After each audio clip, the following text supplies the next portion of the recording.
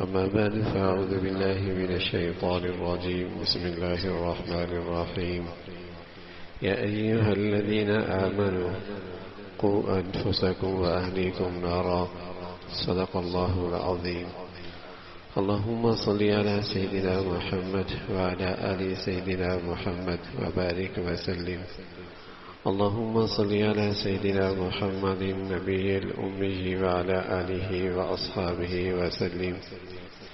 میرے معزز مسلمان بزرگوں، عزیز بھائیوں اور امت مسلمہ کے مقدس ماں اور بہنوں، اللہ کا دین،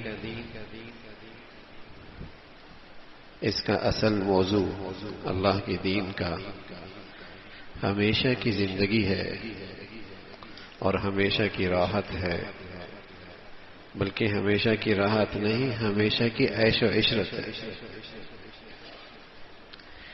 اور ہمیشہ کی زندگی کی کامیابی ہے۔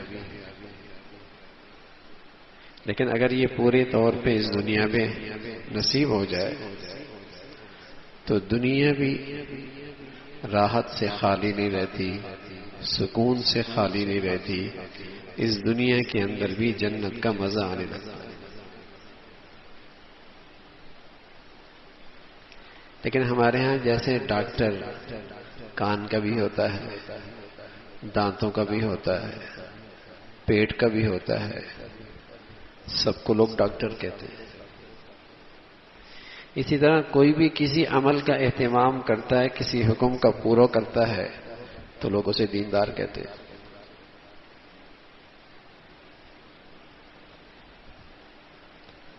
صرف دانتوں کے ڈاکٹر کو بھی ڈاکٹر کہتے ہیں، صرف آنکھوں کے ڈاکٹر کو بھی ڈاکٹر کہتے ہیں، پیٹ کے درد کا علاج کرنے والے کو بھی ڈاکٹر کہتے ہیں۔ تو دین کے معاملے میں بھی ہم نے ایسی خلاصہ نکال لیا کہ جو صرف نماز کا اہتمام کرتا ہے، پگڑی پہنتا ہے، داڑھی رکھتا ہے، پردہ کرتی ہے، بڑی دیندار،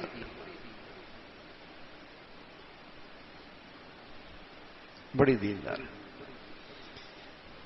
اور امید رکھتے ہیں کہ پھر دینداری کا پھل ملے۔ وہ کیسے ملے گا؟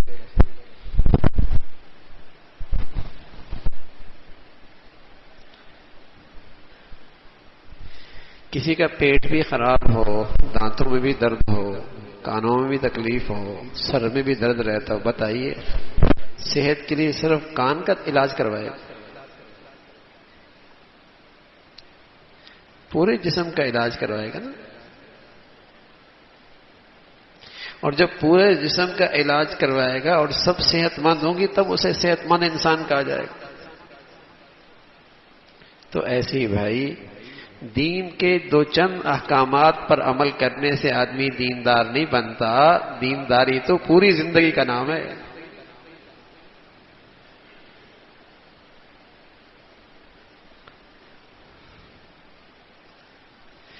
کہ اس کے معاملات کیسے ہیں، مخلوق کے ساتھ اس کا سلوک کیسا ہے، اللہ کے بندوں کے حقوق کتنے ادا کرتا ہے، اخلاق کیسے ہیں، عبادات کا اہتمام کتنا ہے۔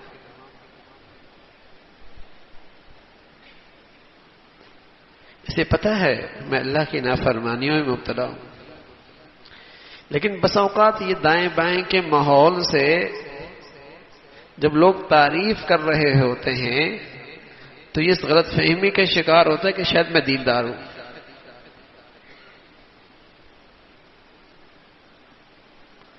اللہ کے نبی صلی اللہ علیہ وسلم نے خاتون کا تذکرہ آیا، بڑی بظاہر نیک، مخلوق کے ساتھ اس کا سلوک اچھا نہیں تھا، فرمایا جہنمی ہے،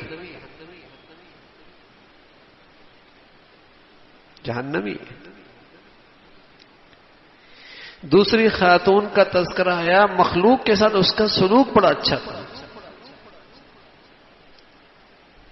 فرائض اللہ کے بھی پورا کرتی تھی، واجبات اللہ کے بھی پورا کرتی تھی، لیکن مخلوق کے ساتھ سلوک بہت اچھا تھا، فرمایا جنتی ہے۔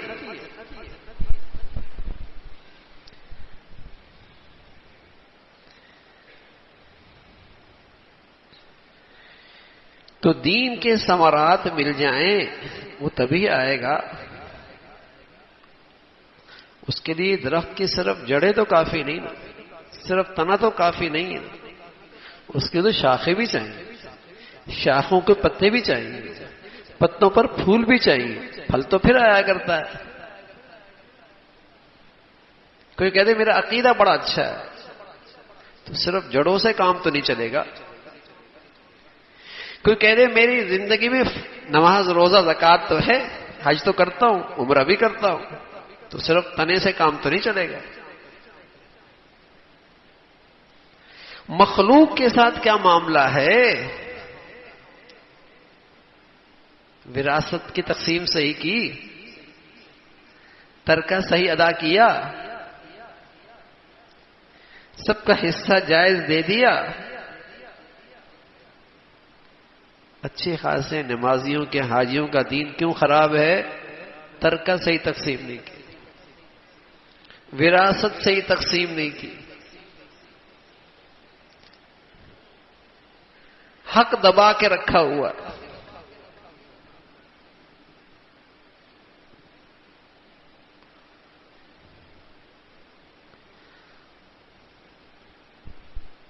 دینداری تو نہیں، دینداری تو پوری زندگی کا نام ہے، پوری زندگی۔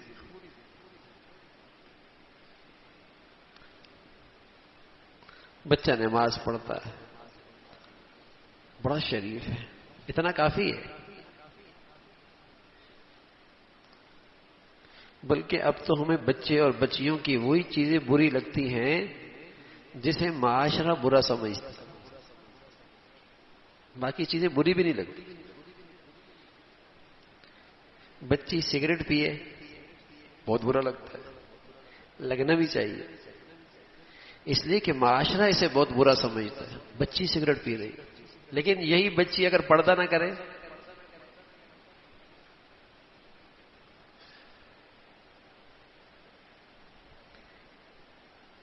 یہی بچہ اگر نماز نہ پڑھے، تو اس معاشرے، اس برائی کو معاشرے نے قبول کر لیا، اچھے خاصے دیندار نے بھی قبول کر لیا، اسے بھی برا نہیں لگتا۔ سگریٹ پی رہی ہے بچی،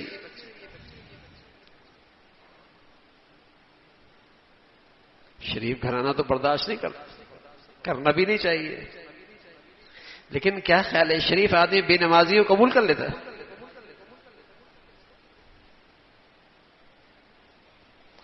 اس پر پریشانی کیوں نہیں؟ اس لیے کہ اس برائی کو معاشرے نے قبول کر لیا، اس نے بھی قبول کر لیا۔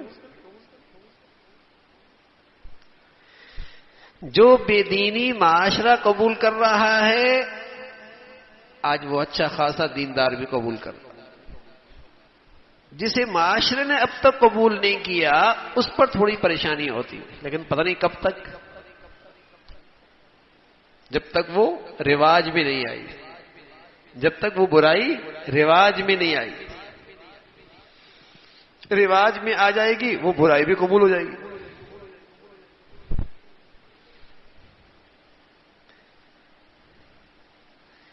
جب دین کے احکامات کے ساتھ یہ برائیاں بھی رہیں گی تو پھر تو دین کے ثمرات نہیں ملیں گے، پھر تو دین کی برکتیں نہیں آئیں گی۔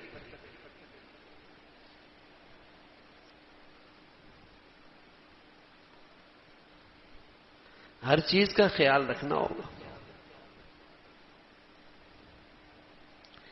پھر اس دین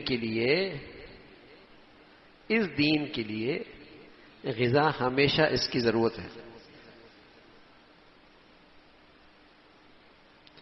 جب اس دین کو غذا نہیں ملتی تو دین بکھر جاتا ہے، دو چیزیں کر رہا ہوتا ہے، چار چیزیں چھوڑ رہا ہوتا ہے، تین چیزیں کر رہا ہوتا ہے، چھ چیزیں چھوڑ رہا ہوتا ہے۔ اگر طبیب ایک نسخہ تجویز کرے اور اس نسخے میں مختلف اجزاء ہوں، ظاہر ہے ہر اجزاء میں کوئی نہ کوئی اس کی صحت کے لیے اس میں مصلحت ہوتی ہے، کچھ ہاضمے کے لیے ہوتی ہے، کچھ اندر کی گرمی ختم کرنے کے لیے ہوتی ہے، کچھ صحت کے لیے ہوتی ہے، کچھ جلدی ہضم کرنے کے لیے ہوتی ہے، ہر ایک میں کچھ نہ کچھ مصلحت ہوتی ہے۔ اب اس نے نسخہ دیا، تجویز کیا اس کی صحت کے لیے، اب اس نے اس میں عقل چلائی، کچھ اجزاء استعمال کر رہا ہے، کچھ چھوڑ رہا ہے۔ اب جب اس کا ری ایکشن آ رہا ہے، کہتا ہے دوائی بھی کھاتا ہوں پھر بھی ری ایکشن آ رہا ہے، بلکہ اور زیادہ تکلیف شروع ہو گئی ہے، کیا کہا جائے گا؟ ارے میاں تو نے تو نسخے کا بیڑا غرق کر دیا۔ یہ جو تو نے اجزاء، پورے نسخے کے اجزاء بنا کر اپنی مرضی سے استعمال کر رہا، اس نے تو توازن ہی ختم کر دیا۔ اللہ تعالیٰ نے دین کی، دنیا کی اور آخرت کی کامیابی کے لیے ایک نسخہ دین دیا تھا، اس نے اس میں اپنی مرضی چلائی، کچھ کو پکڑ لیا، کچھ کو چھوڑ دیا۔ اپنی مرضی چلائی، اور جس کو اختیار کر رہا ہے سمجھ رہا یہ سب سے اہم ہے، اور جس کو چھوڑ رہا ہے اس کی اہمیت ہی نہیں ہے۔ تو پھر تو اس کا ری ایکشن آئے گا نا جو آ رہا ہے۔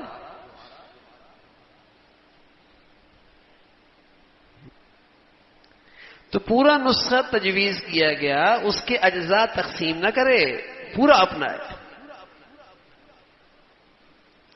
تب اس کے ثمرات ملیں گے۔ تو اس دین کی توانائی کے لیے غذا ہے، غذا ہے، اور وہ ہے صحبت، وہ ہے صحبت۔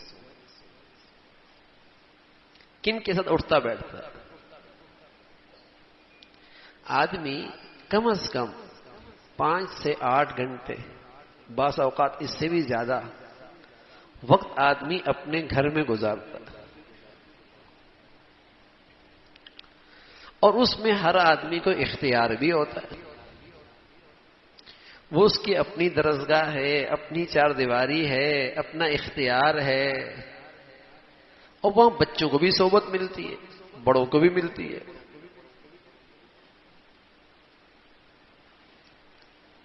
تو صحبت سے آدمی کی دینداری میں ترقی ہوتی ہے، حفاظت ہوتی ہے۔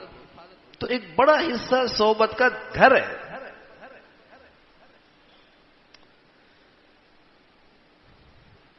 بچہ جب ماں کی زبان سیکھتا ہے تو کہیں ٹیوشن تو نہیں گیا، کہیں اسکول تو نہیں گیا، اور اسے زبان آ گئی۔ صرف زبان نہیں آتی، اس صحبت سے اور اس درسگاہ سے اور بھی بہت کچھ سیکھتا ہے۔ اگر اس صحبت اور اس درسگاہ میں اچھائیاں ہوں گی تو اچھائیاں سیکھے گا، برائی ہوگی تو برائیاں سیکھے گا۔ 8-9 گھنٹے ہوتا ہے، بس اوقات 15 گھنٹے ہوتا ہے، کیا سیکھ رہا ہے؟ صرف زبان نہیں سیکھی، آدمی گھوڑے کے ساتھ رہے تو اس گھوڑے کے اثرات بھی آتے، اونٹ کے ساتھ رہے اس کے اثرات بھی پڑتے، بکریوں کے ساتھ رہے اس کے اثرات بھی آتے، کتے کو پالے اس کی بھی اثرات ہوتے، انسانوں کے ساتھ جب رہتا ہے تو اس کے بھی اثرات ہوتے۔ اب یہ بچے، یہ گھر والے آپس میں رہتے ہیں، اور یہ وہ سارا وہ ماحول ہے جہاں ان کو اختیار بھی ہے، تو بتائیے ایک دوسرے کی زندگی کے اثرات نہیں پڑیں گے؟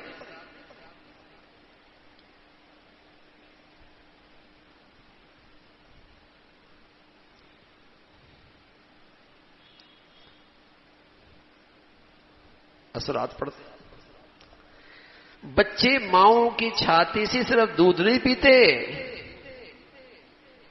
اندر کے جذبات بھی منتقل ہوا کرتے۔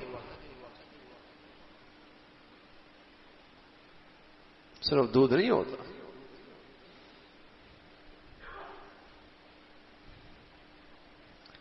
ساتھ رہتے ہیں اس کے اثرات پڑتے ہیں.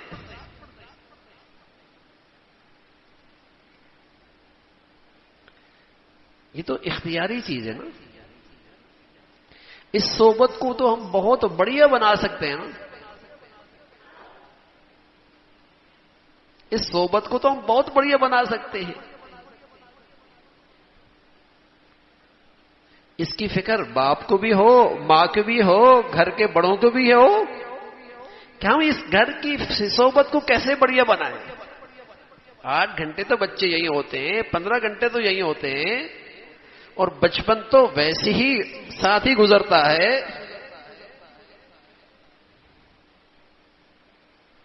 اس لیے رسول اللہ صلی اللہ علیہ وسلم فرمایا کرتے تھے الدنیا متاع وخیر المتاع المرأة الصالحہ. نیک عورت بڑی دولت ہے. نیک عورت بڑی اور دولت ہے. اس لیے کہ نیک عورت سے گھر بنتا ہے, اس سے خاندان بنتا ہے. نیک عورت سے قوم بنتی ہے. مائیں نیک ہوتی ہیں, قومیں اچھی ہوتی ہیں. مرد سے تو فرد بنتا ہے, عورت سے تو معاشرہ بنتا ہے.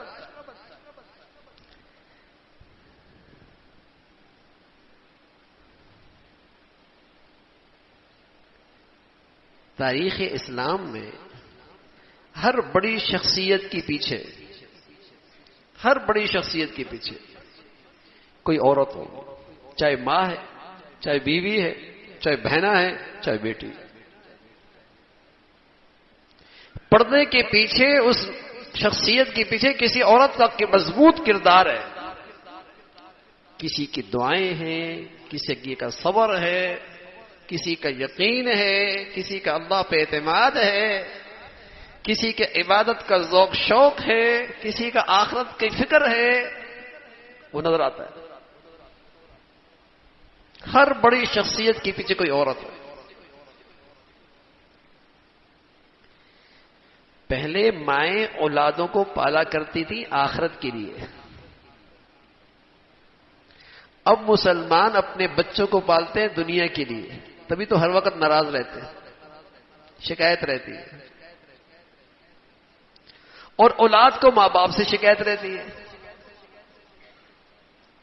پہلے پالتے تھے آخرت کے لیے کہ یہ اللہ کے کام کا ہو جائے, یہ اسلام کا ہو جائے, یہ دین کا ہو جائے, اس کی زندگی کا مقصد اللہ کو راضی کرنا بن جائے.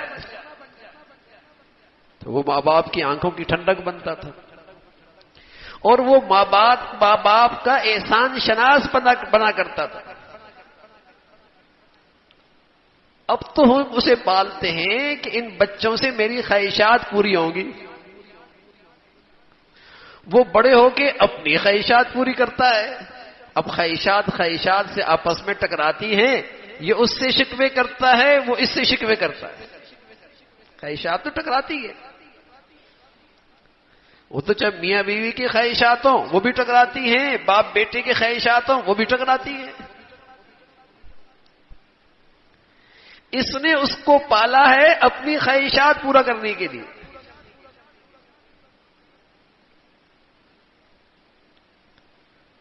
اور وہ پلا ہے خواہشات کے لیے.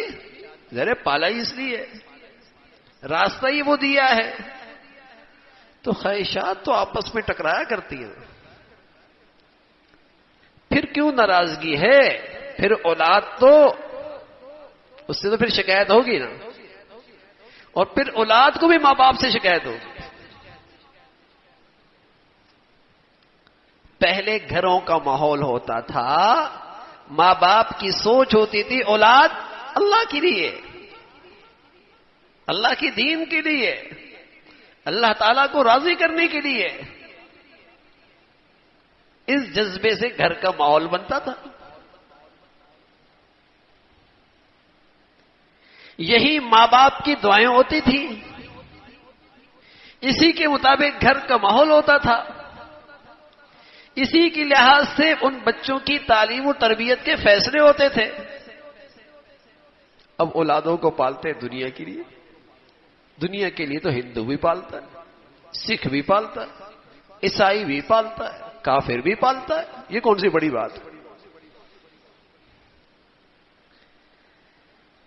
مسلمان کی تو خوبی یہی تھی کہ وہ اپنی اولاد کو کھربوں سال کے لیے پالا کرتا تھا، کہ کھربوں سال کی زندگی ہے، اس لیے میں اس کو پالتا ہوں،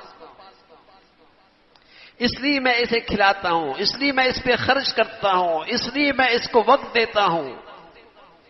کھربوں سال کا میرا سرمایہ ہے۔ گھر کا ماحول بھی اسی کے مطابق ہوتا تھا۔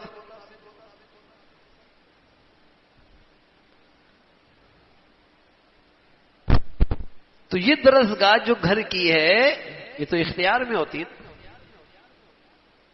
اور وہ صحبت ہے گھر کے ہر فرد کے لیے اور اولاد کے لیے صحبت ہے۔ وہ کیسی ہے؟ دنیا کی تذکرے ہیں، دنیا کی ٹینشن ہے، دنیا کا غم ہے، تو بھائی اس کے اثرات پڑیں گے۔ آخرت کے تذکرے ہیں، آخرت کا شوق ہے، آخرت کی باتیں ہیں، اس کے بھی اثرات پڑیں گے۔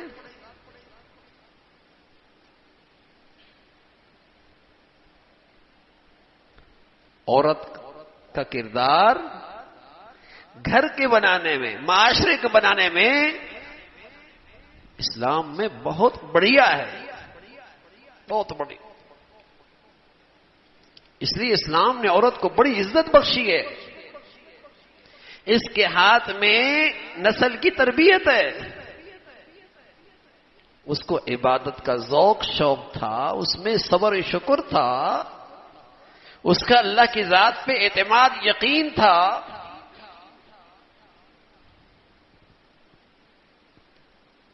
ہاجرہ رضی اللہ تعالیٰ عنہ ابراہیم علیہ الصلوۃ والسلام فی واد غیر ذی زرع عند بیتک المحرم، ہاجرہ کو اس وادی میں چھوڑ کے آنے لگے۔ معصوم سے بچے ہیں حضرت اسماعیل، چھوٹی سی تھیلی کے اندر کچھ کھجوریں ہیں، مشکیزے میں کچھ پانی ہے، وہاں چھوڑ کے جانے لگے۔ جنگل، بیابان، زندگی کا کوئی رمق نہیں، زندگی کوئی سامان نہیں، انسان دور دور سے کوئی نہیں۔ کھجورے کب تک؟ پانی کب تک؟ ختم ہو جائے گا۔ آدمی اپنی تکلیف برداشت کر لیتا ہے، بچوں کی تکلیف تو نہیں دیکھی جاتی۔ خود مشقت اٹھا لیتا ہے معصوم بچہ، اس کا درد تو نہیں برداشت ہوتا۔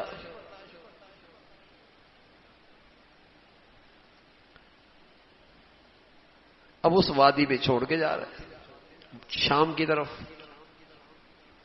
تو اہلیہ نے پوچھا، آپ ہمیں یہاں چھوڑ کے جا رہے ہیں؟ جواب کوئی نہیں۔ پھر سوال کیا، جواب کوئی نہیں۔ پھر سوال کیا، جواب کوئی نہیں۔ تیسری مرتبہ، چوتھی مرتبہ کہنے لگی، اللہ امرک، آپ کو اللہ نے حکم دیا ہے؟ ابراہیم علیہ الصلوۃ والسلام نے سر ہلایا کہ اللہ نے حکم دیا ہے۔ سبحان اللہ۔ اس عورت کا اور اس زوجہ کا اور اس بیوی کا اور اس اسماعیل کی اس والدہ کا اللہ پہ کیا اعتماد تھا۔ کہنے لگی اذ لا یضیعونی، اگر ہم اللہ کا حکم پورا کریں گے تو اللہ تعالی ہمیں ضائع نہیں کرے گا۔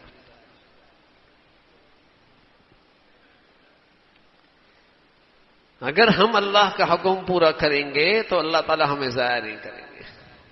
بتائیے نا، اگر گھر کی ملکہ کا ذہن یہ بن جائے کہ اگر ہم اللہ کا حکم پورا کریں گے تو اللہ ہمیں نہیں ضائع کرے گا، تو شوہر کے لیے حلال کمانا کتنا آسان ہو جائے گا۔ شوہر کے لیے رسم و رواج سے پرہیز کتنی آسان ہو جائے گی۔ شوہر کے لیے حرام آمدنی سے بچنا کتنا آسان ہو جائے گا کہ ہم روکا سوکھا کھا لیں گے، پھٹا پرانا پہن لیں گے، رسم و رواج سے دستبردار ہو جائیں گے، لیکن میں اپنے گھر میں حرام تو برداشت نہیں کر سکتی۔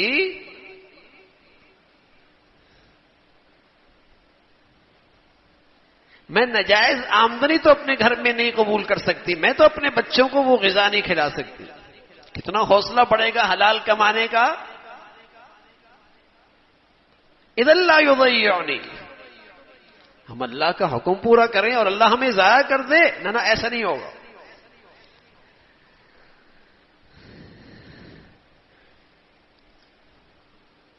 اللہ کی فرما برداری سے تو ہم نہیں ضائع ہوں گے۔ کیا یقین ہے اس ماں کا اور کیا یقین ہے اس بیوی کا؟ اللہ ہمیں ضائع نہیں کرے گا۔ ہم نے تو اللہ کا حکم پورا کرنا ہے، پھر ہم نہیں ضائع ہوں۔ تو گھر کی زندگی تو ایسی ہو بھائی،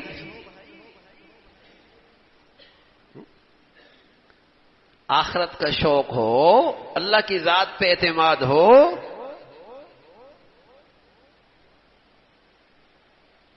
جانتے ہوں کہ اللہ ہے۔ بہت قیمتی ہیرا ہو نا، بہت قیمتی ہیرا، دکان کی جان ہو، دکان والے کی بھی اس ہیرے میں جان ہو، لیکن کوئی آدمی آئے جس کو یہ جانتا بھی ہے اور اس کی دیانت اور سچائی پر بھی اعتماد ہے، وہ ہیرا لے کے جا رہا ہے، پیسے نہیں دے رہا، کہہ رہا ہے کل دے دوں گا، پرسوں دے دوں گا، لیکن ہے سچا دیانتدار، صاحب حیثیت بھی ہے، دے بھی سکتا ہے۔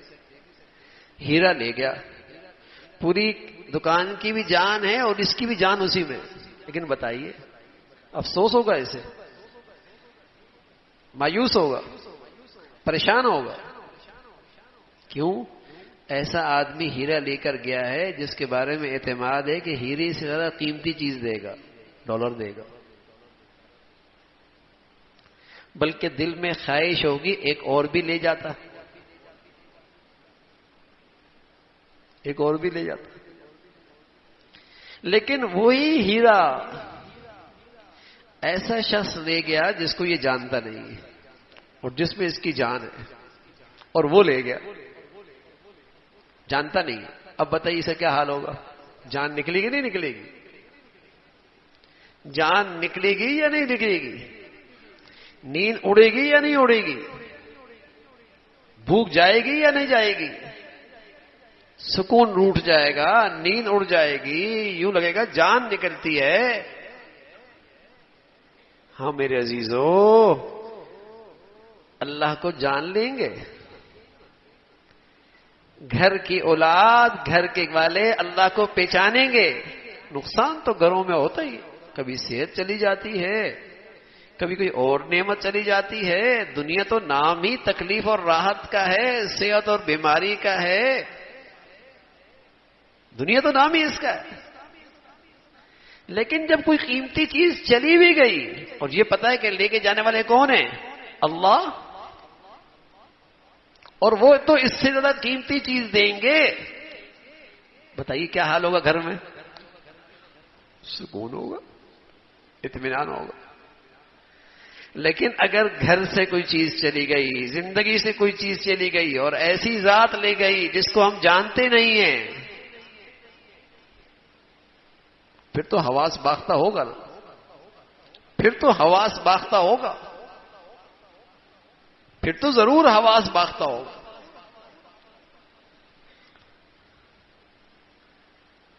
اور اگر گھر میں اللہ کی پہچان ہے، اللہ کی ذات پہ اعتماد ہے، یقین ہے، سبحان اللہ،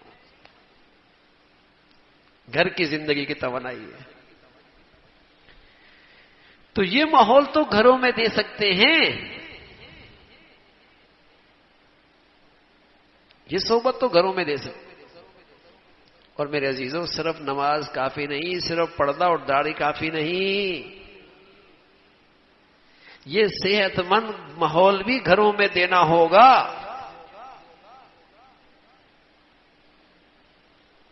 آخرت کا شوق، عبادت کا ذوق شوق، اللہ تعالی کی پہچان اور بھروسہ، تب شکر آئے گا، تب صبر آئے گا۔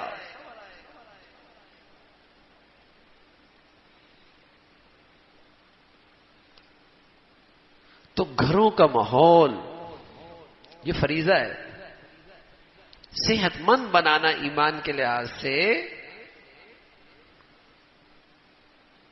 یہ فریضہ ہے۔ گھر بنتے ہیں تو قومیں بنتی ہیں، سوسائٹیاں بنتی ہیں، معاشرہ بنتا ہے۔ گھر تو پہلی اکائی ہے، اس پر معاشرے کی عمارت کھڑی ہوتی ہے۔ یہ درسگاہی اجڑ جائے تو معاشرہ اجڑ جایا کرتا ہے۔ گھروں کی زندگی میں دین ہو، اور دین میں نے کیا صرف دانت کا ڈاکٹر، صرف کان کا ڈاکٹر کو ڈاکٹر کہہ دینا، ایسی صرف نماز پڑھنے والے کو، پردہ کرنے والے کو دیندار کہہ دینا، اس کا نام دینداری نہیں۔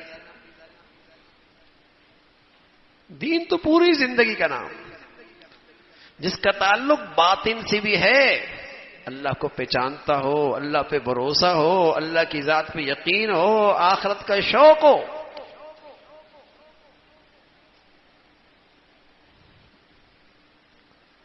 آخرت کا ذوق شوق ہو، زندگی وہ ہے،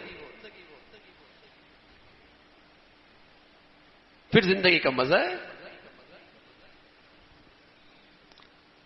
حضرات صحابہ رضوان اللہ اجمعین بازاروں میں جایا کرتے تھے، زراعت بھی کیا کرتے تھے، مزدوری اور محنت بھی کیا کرتے تھے، لیکن ان کے پیش نظر آخرت ہوتی تھی، تو ان کی یہ ساری دنیا بھی دین ہو جایا کرتی، وہ دنیا کو آخرت کے لیے کیش کیا کرتے تھے۔ چونکہ ہم دنیا کے لیے زندگی گزارتے ہیں تو ہم اپنے دین کو دنیا کے لیے کیش کر رہے ہوتے ہیں، ہمارا دین بھی دنیا ہو جاتا ہے۔ ان کی دنیا بھی آخرت ہو جایا کرتی تھی، وہ آخرت کے لیے جیتے تھے، آخرت کا ذوق شوق تھا، آخرت ان کی زندگی کا مقصد تھا۔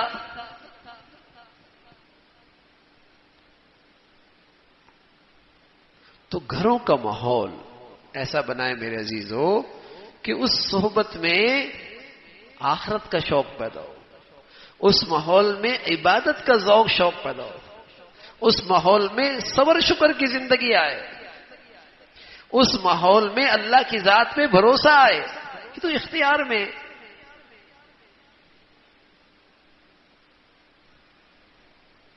یہ صحبت تو اختیار میں ہے۔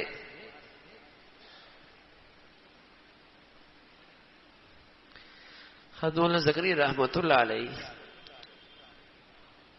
یہ 80 کی دہائی کی بات، 1980 کی دہائی کی بات، کوئی پرانے بزرگ نہیں کہ تابعی ہوں، تبع تابعین ہوں۔ تو فرمایا کرتا ہے میری دادی مجھے بتایا کرتی تھی، میری دادی، ان کے والد کی والدہ، دادی ان کی ہوئی، فرمایا دادی بتایا کرتے تھی کہ جب تمہارے ابا پیدا ہوئے تھے تو انہیں قرآن کی اتنی آیات یاد تھیں جس کی مقدار 1 پاؤ بنتی۔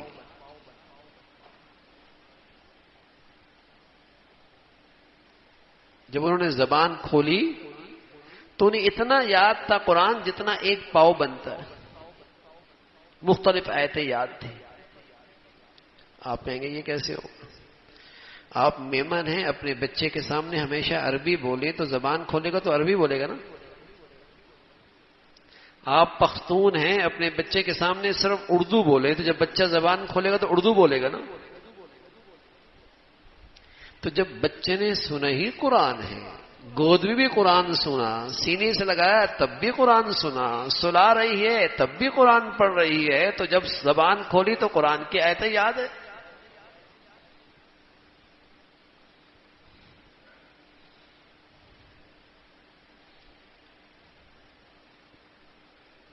ایسے بھی گھر کا ماحول تھا، اور بچوں کو ایسا بھی گھر کا ماحول ملتا تھا۔ اب تو کوئی گھر اور کسی گھر کے کوئی کمرہ موسیقی سے خالی نہیں ہے۔ اب جب بچہ ذرا سے ٹانگوں کے پھڑا کھڑا ہوتا تو سب سے پہلے ناچنا شروع کر دیتا اور گنگنانا شروع کر دیتا، سنا ہی اس نے وہی ہے، دیکھا ہی وہی ہے.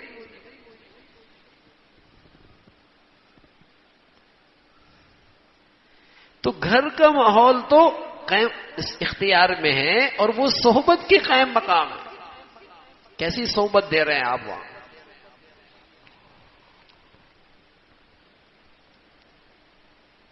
وہاں کیسی صحبت ہے؟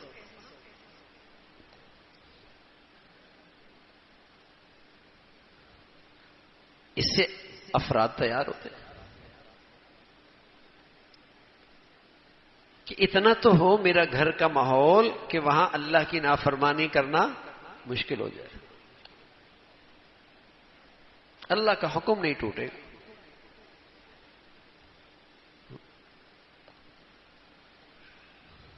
اور اس میں بڑا کردار عورت کا ہے، بیوی کا ہے، ماں کا ہے، بڑا کردار. اس میں جتنا ذوق شوق ہے، آخرت کا جتنا شوق آئے گا، جتنا عبادت کا ذوق شوق آئے گا، جتنی صبر شکر والی زندگی آئے گی، اس کے اثرات ہیں. اس لیے اللہ کے نبی ہمارے دین نے عورت کو بلند مقام دیا ہے، بڑا مرتبہ دیا. ماں ہے تب بھی، بیوی ہے تب بھی، بیٹی ہے تب بھی. اس کی شان بتائیے. اس لیے کہ اس سے نئی نسل کی تربیت اس سے وابستہ ہے.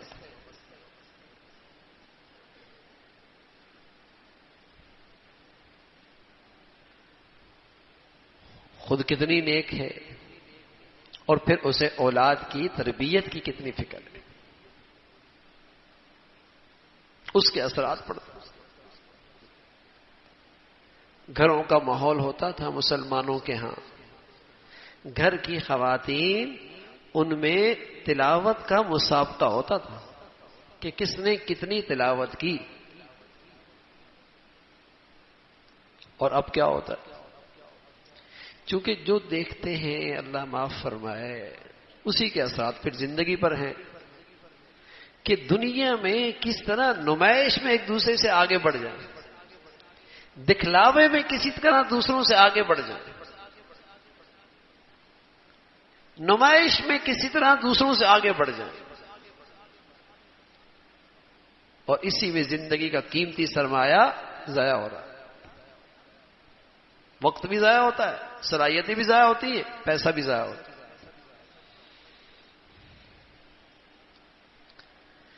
تو میرے عزیزو، گھروں کا یہ دین کا ماحول دینا اور پورے دین کا ماحول دینا، یہ مسلمانوں کا فریضہ ہے. قوا انفسکم واہلیکم نارا. کبھی ایسا نہیں ہوا کہ بچے آگ کی طرف جا رہے ہیں اور باپ پلنگ پہ بیٹھے ہوئے ہیں، ماں دسترخوان پہ بیٹھی ہوئی ہو. تاریخ اسلام میں، تاریخ انسانیت میں کبھی ایسا دور نہیں آیا. لیکن قرآن جو یہ کہہ رہا ہے کہ اپنے بچوں کو آگ سے بچا لو، گھر والوں کو آگ سے بچا لو، یہ کون سی آگ ہے پھر؟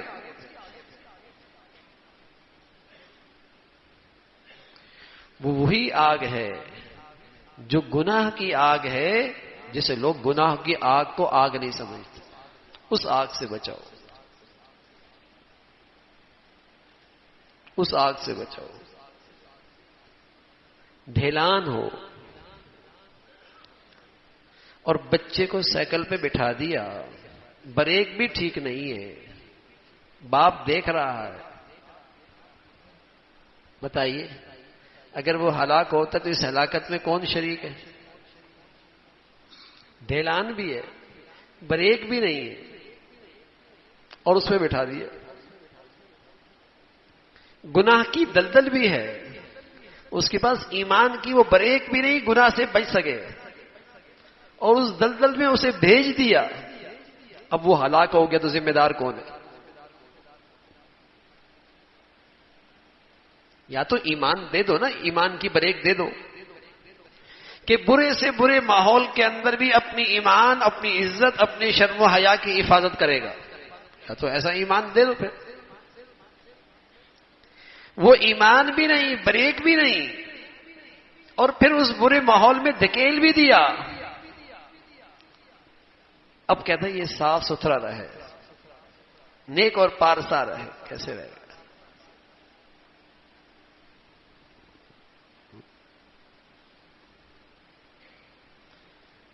تو یہ ایک بڑی ذمہ داری ہے گھرانے پر، گھر کے ذمہ داروں پر، کہ گھر کی صحبت اچھی کریں۔ آپ علیہ الصلوۃ والسلام سے پوچھا گیا، عقبہ ابن عامر رضی اللہ تعالیٰ عنہ سے روایت ہے، پوچھے گا یا رسول اللہ فتنے کا دور ہو، صحیح غلط، اچھے برے، سنت بدعت، اس کی تمیز ہی مٹ گئی ہو، فتنے کا دور ہو، ظلمت اور اندھیرا ہو، بچنے کی صورت کیا ہے؟ تو آپ علیہ الصلوۃ والسلام نے فرمایا املک لسانک، اپنی زبان کو قابو میں رکھو، اپنی زبان کی حفاظت کرو۔ دوسری بات وابکی علی خطیئتی، اپنی خطاؤں پر روتے رہا کرو، اپنی خطاؤں کو سامنے رکھ کے اللہ تعالی کے سامنے گڑ گڑایا کرو۔ تیسری بات فرمائی ولیسع بیتک، تیرے لیے تیرا گھر کافی ہو، گھر تو ایسا ہو کہ وہاں تو ایمان محفوظ ہو، وہاں تو دینداری محفوظ ہو، وہاں تو عبادت کا ذوق شوق کا ماحول ہو، وہاں تو آخرت کی سوچ پروان چڑھے۔ ولیسع بیتک، بلا ضرورت باہر نہ نکلے، گھر کافی ہو۔ تو گھر کی زندگی تو بھائی اختیار میں، بازار اختیار میں نہیں، گلیاں اختیار میں نہیں، تعلیمی ادارے اختیار میں نہیں، گھر کی زندگی تو اختیار میں ہے۔ اس کو ہم کتنا ایمان والا بنا سکتے ہیں؟ سویرے سویرے اٹھے اور ہر بچہ اور بچی سب سے پہلے قرآن کی تلاوت کر رہا ہو، سبحان اللہ۔ کوئی گھر کا فرد ایسا نہ ہو جس نے سویرے سویرے یہ روحانی ناشتہ نہ کیا ہو۔ کتنا خوبصورت ماحول ہوگا، کوئی مشکل کام ہے کیا؟ ناشتہ بھی تو سب کر لیتے ہیں، تو روحانی ناشتہ کرنے میں کون سی دقت ہے؟ تھوڑا سا اہتمام چاہیے کہ ہمارے گھر میں روزانہ سب سے پہلے سویرے تلاوت ہوگی، اور سب کریں گے، بیٹی بھی کرے گی، ماں بھی کرے گی، دادی بھی کرے گی، سب تلاوت کریں۔ ہم نہیں کہہ رہے پورا سپارہ پڑھ لیں، پاؤ پڑھ لیں بھائی، لیکن کچھ نہ کچھ سویرے سویرے میرے گھر میں انوارات تو ہوں، روح کو ایک اچھی غذا تو ملے، میرے دن کا آغاز میرے گھر میں، اس کا ابتدا تو اچھی طریقے سے ہو۔ اور اگر سویرے ہو ہی ایسے کہ سب بے نمازی اکٹھے ہوئے، کتنی نحوست ہوگی اس گھر میں، کتنی اللہ کی طرف سے لعنت ہوگی اس گھر میں کہ دن کے آغاز ہی میں اللہ کا اتنا بڑا حکم توڑ دیا۔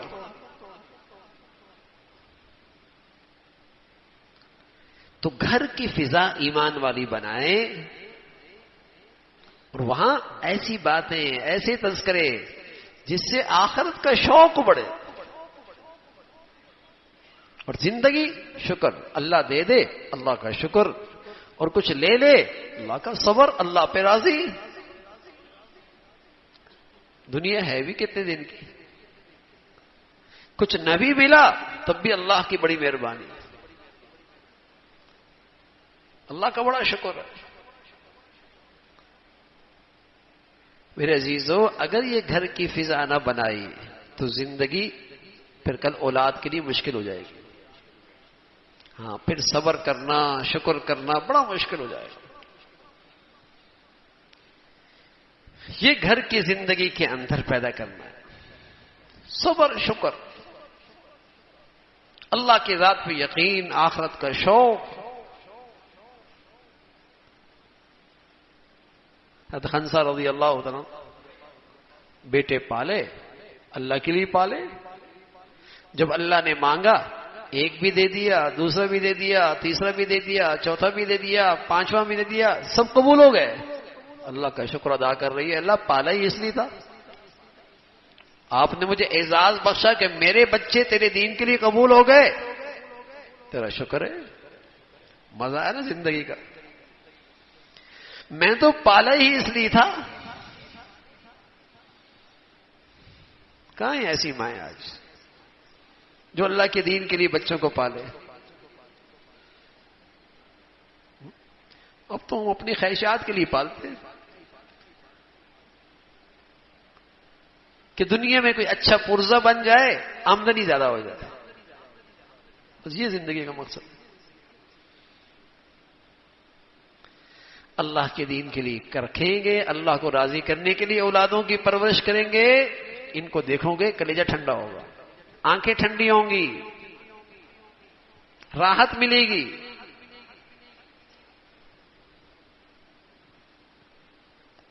راحت ملے گی. تو گھر کا ماحول دین کے لحاظ سے بڑھیے بنائیں، اور خاص طور پہ خواتین اسلام، امت کی مائیں بہن بیٹیاں، انہیں اپنے گھر کا ماحول ایمان والا بنانا، ایمان والا بنانا، نیکیوں والا بنانا. وہاں مسابقہ ہو، شوق ہو عبادات کا، آخرت کے لیے زندگی ہو. عقل بندی یہی ہے، دور اندیشی یہی ہے کہ ہمارے گھروں میں آخرت کے تذکرے ہوں، آخرت کی خاطر جینے کا جذبہ ہو.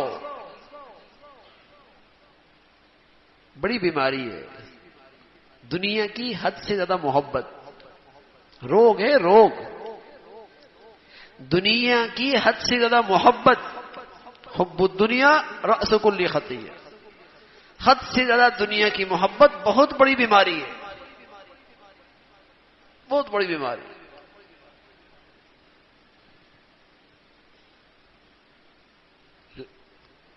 آخرت کا شوق ہو تو انشاءاللہ میرے عزیزو، اس گھر کی صحبت کی برکت سے ہمارا دین محفوظ بھی رہتا ہے، ہمارے بچوں کا اور بچیوں کا دین ترقی بھی کرتا ہے. آج اسی صحبت کا نہ ہونے کا نتیجہ ہے کہ مائیں نمازی ہیں، مائیں پردہ کرتی ہیں. جب ماں اور بچی گھر سے باہر نکلتی ہیں، دونوں کی زندگیوں میں اتنا فرق ہے کہ لگتا ہی نہیں لگتا کہ یہ دونوں ایک گھر سے نکلے. کیوں؟ اس لیے کہ یہ نمازی تو ہے، وظیفے تو پڑھتی ہے، لیکن گھر میں دین کے ماحول کی فکر نہیں. گھر میں کیا ہو رہا ہے، بچے کیا کر رہے ہیں، بچیاں کیا کر رہے ہیں. ابا نمازی تو ہے، لیکن جب ابا اور بچہ دونوں باہر نکلتے ہیں لگتا نہیں دونوں باپ بیٹے ہیں. دونوں کی زندگیوں میں اتنا فاصلہ. کیوں؟ اس لیے کہ اس کی اماں کو تو ان کے بڑوں نے ماحول دیا تھا، اس کے ابا کو تو ان کے بڑوں نے ماحول دیا تھا، اور آج انہوں نے اپنی اولاد کو ماحول نہیں دیا. یہ فرق ہے نا، یہ فرق. ان کے ابا اما کو تو ان کے بڑوں نے ماحول دیا تھا، فکر ہوا کرتی تھی، لیکن انہوں نے آج اپنی اولادوں کو یوں آزاد چھوڑ دیا، ان کی زندگی کا رنگ ہی بدل گیا. وبال ہے ایسی اولاد، اللہ کے ہاں پکڑ کا ذریعہ ہے. اولاد کی حق تلفی ہے بہت بڑی. تو گھروں کا ماحول ایسا دین کا ہو جس سے دین کی حفاظت بھی ہو، دین کی ترقی بھی ہو. اللہ تعالی ہم سب کو ایسے نیکی والا ماحول نصیب فرمائے. وآخر دعوانا الحمدللہ رب العالمین. اللهم لك الحمد كله ولك الشكر كله. اللهم إنا على ذكرك وشكرك وحسن عبادتك. اللهم إنا على ذكرك وشكرك وحسن عبادتك. ربنا ظلمنا أنفسنا وإن لم تغفر لنا وترحمنا لنكونن من الخاسرين. يا حي يا قيوم يا ذا الجلال والإكرام يا أرحم الراحمين. ہم سب کا کہا سنا اپنی بارگاہ میں قبول فرما. ایمان والی، عافیت والی، صحت والی زندگی عطا فرما. اے مولا کریم اپنے فضل سے، اپنے کرم سے ہم سب کے لیے پورے دین پہ چلنا آسان فرما. یا ارحم الراحمین ہمیں دین پہ استقامت نصیب فرما. ہمیں ہمارے بچوں کو گناہوں کی نحوستوں سے محفوظ فرما. ہمیں اور ہمارے بچوں کو نیکی سے مناسبت نصیب فرما، نیکوں سے مناسبت نصیب فرما. اے مولا کریم نیک ماحول کی قدردانی نصیب فرما. اپنے فضل سے مولا کریم تمام حاضرین حاضرات سامعین سامعات کی تمام جائز حاجات کو پورا فرما، مشکلات کو آسان فرما، پریشانیوں کو ختم فرما، ہمیشہ حلال عطا فرما، برکت والا عطا فرما، اپنے فضل سے حرام سے محفوظ فرما. مولا کریم موذی امراض سے ہسپتالوں کی زندگی سے محفوظ فرما. ہمیں اپنے بڑوں کے لیے صدقہ جاریہ بنا، ہماری اولادوں کو ہمارے لیے صدقہ جاریہ بنا. اے مولا کریم ہمیں اپنے بڑوں کے لیے راحت کا ذریعہ بنا، ہماری اولادوں کو ہمارے لیے عزت کا باعث بنا. یا ارحم الراحمین ہر قسم کے ظاہری باطنی فتنوں سے محفوظ فرما. اپنے فضل سے اپنے کرم سے مولا کریم صحیح معنی میں دینداری کی زندگی نصیب فرما. سوچ اور فکر کے لحاظ سے بھی دینداری نصیب فرما، باطنی امراض سے بھی محفوظ فرما، ظاہری بیماریوں سے بھی حفاظت فرما. اے مولا کریم اپنے فضل سے ہمیں اپنے گھروں کا ماحول دین کے مطابق ڈھالنے کی ہمت اور توفیق نصیب فرما. اپنے فضل سے مولا کریم جو بچیاں گھروں میں ہیں ان کے لیے نیک صالح رشتوں کا انتظام فرما. جو بچیاں گھروں میں جا چکی ان کے گھروں کو محبت اور تقوی سے آباد فرما. ہمارے گھروں کو زندگیوں کو ٹوٹ پھوٹ سے محفوظ فرما. یا ارحم الراحمین پوری امت مسلمہ کے حال پہ رحم فرما. اہل اسلام کو نیک صالح قیادت نصیب فرما. مظلوم مسلمانوں کی مدد اور نصرت فرما. اے مولا کریم غزہ کے مسلمانوں کی قربانیاں قبول فرما کر ہمیں بھی ایمان کی حرارت نصیب فرما، اور ان کی قربانیوں قبول فرما کر ان کو اپنے قرب کا اعلیٰ درجہ نصیب فرما. اے مولا کریم وہاں کے مسلمانوں کے دلوں میں سکینہ نازل فرما، اطمینان نازل فرما، اور اپنی قدرت کے عجائبات انہیں دکھا. اے مولا کریم اپنے فضل سے ان کی قربانیاں اور دین پر ان کی استقامت اور دین پر ان کی یہ قربانیاں اے مولا کریم امت میں ایمانی بہار پیدا فرما، امت میں دینی بہار پیدا فرما. اے مولا کریم اپنے فضل سے اپنے کرم سے ہمارے وطن عزیز کو سلامتی عطا فرما. یا نیکی کی اور خیر کی اور تعمیر کی قوتوں کو غلبہ نصیب فرما، شر کی اور برائی کی اور تخریب کی طاقتوں کو نیست و نابود فرما. ہمارے شہر کو سلامتی عطا فرما، ہمارے ملک کو سلامتی عطا فرما، پوری امت اسلامیہ کو سلامتی عطا فرما. جو مسلمانوں میں رنگ نسل وطن علاقے صوبائیت قومیت وطنیت کے مدبودار نعروں سے نفرت کا بیج بول رہے، بے دینی اور بے حیائی کو فروغ دے رہے، اے مولا اہل اسلام کو ان کے شر سے محفوظ فرما، ان کے اس فتنے سے ہم سب کی حفاظت فرما. مولا کریم امت میں ایمانی اسلامی وحدت پیدا فرما. ربنا تقبل منا انك انت السميع العليم وتب علينا انك انت التواب الرحيم. وصلى الله على سيدنا محمد وعلى آله وأصحابه أجمعين برحمتك يا رب.